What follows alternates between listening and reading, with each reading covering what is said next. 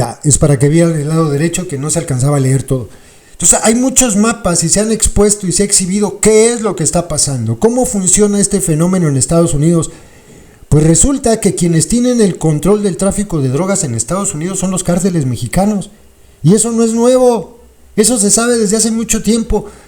Ahí está más o menos la distribución. Hay diferentes mapas que se han hecho a lo largo del tiempo donde se marca, no, pues en tal estado opera tal cártel y en este otro y en este otro. Por ejemplo, aquí marca, todos los puntitos en rojo son el cártel de Sinaloa, que tiene pues prácticamente todos los estados controlados, excepto los estados del norte pegados a Canadá.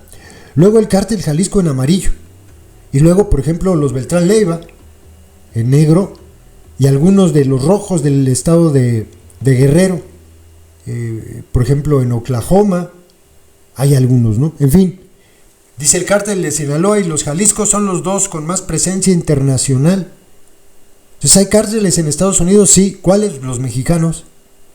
¿Que operan puros mexicanos allá? No. Hay gringos trabajando y hay muchos sudamericanos trabajando.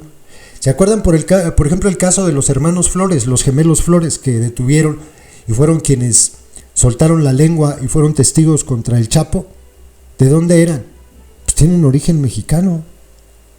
¿Trabajaban con quién? Pues con el cártel de Sinaloa.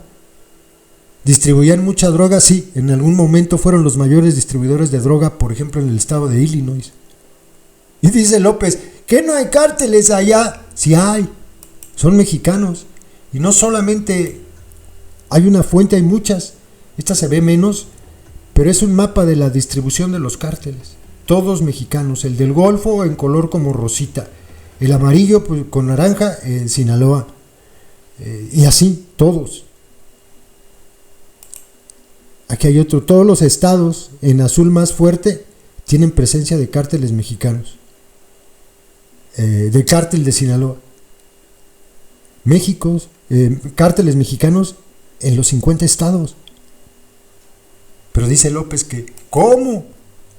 Y luego habla de otra cosa muy curiosa, fíjense, López dice que esto es porque en Estados Unidos los jóvenes se emancipan muy temprano, a los 18 o 20 años ya no están viviendo con sus familias, pero eso pasa también en muchos países de Europa. España es una excepción y esto se movió a raíz de la crisis terrible de por ahí del 2010, entonces los jóvenes se van de sus casas muy tarde, pero más o menos es la misma edad, los 20 años, principios de la veintena, como dice aquí, principios de la veintena, o sea, los veintitantos años, que los jóvenes en Europa se van de sus casas, las casas de sus papás, y van a vivir solos con sus parejas o solos. Es lo mismo que en Estados Unidos, igualito.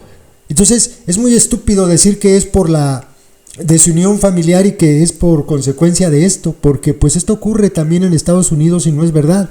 En Estados Unidos, en estos países, no hay ni con nada el mismo porcentaje de adicciones que allá en ese país. Y otro caso, fíjense, el estado de Guanajuato, dos casos. El estado de Guanajuato en México, pues no me digan que los hijos no se quedan en casas de sus papás hasta por ahí de los 27, 30 años más. Sí, no, es México. ¿Por qué tiene tan elevado consumo de drogas Guanajuato? Junto con los estados de la frontera, sobre todo las ciudades de la frontera, Tijuana, Mexicali, Ciudad Juárez. ¿Por qué? ¿No son mexicanas esas ciudades? ¿No tienen esos mismos modos de que los hijos se queden hasta por ahí de los 30 años? Sí, no. ¿Por qué hay tan alto consumo de drogas allá? No se debe a la desunión familiar, no se debe a que los hijos no están con los padres, no.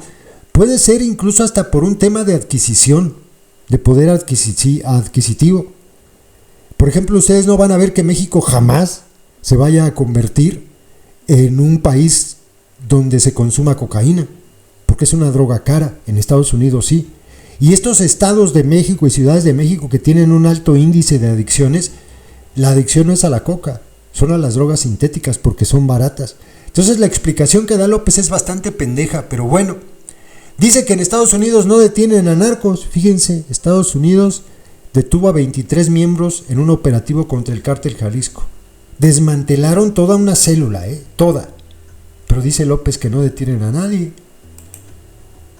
28 personas vinculadas al Mencho fueron acusadas de lavado de dinero, pero dice López que allá no les hace nada.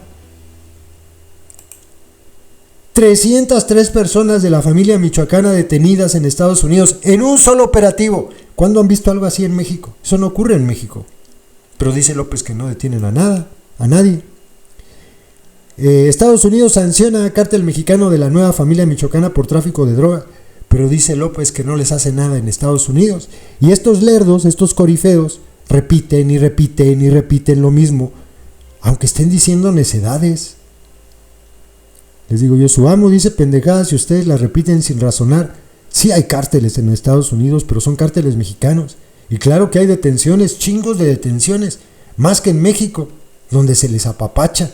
Pero ellos dicen que no. También les digo, y ustedes todos pendejos que no pueden analizar lo que ocurre en otros países. Por ejemplo, los europeos, donde los hijos también se van pronto y no tienen los niveles de adicción que tiene Estados Unidos. Su amo hace un análisis al vapor y ustedes lo repiten como mantra, así de imbéciles. Pero bueno, allá ellos, ¿no?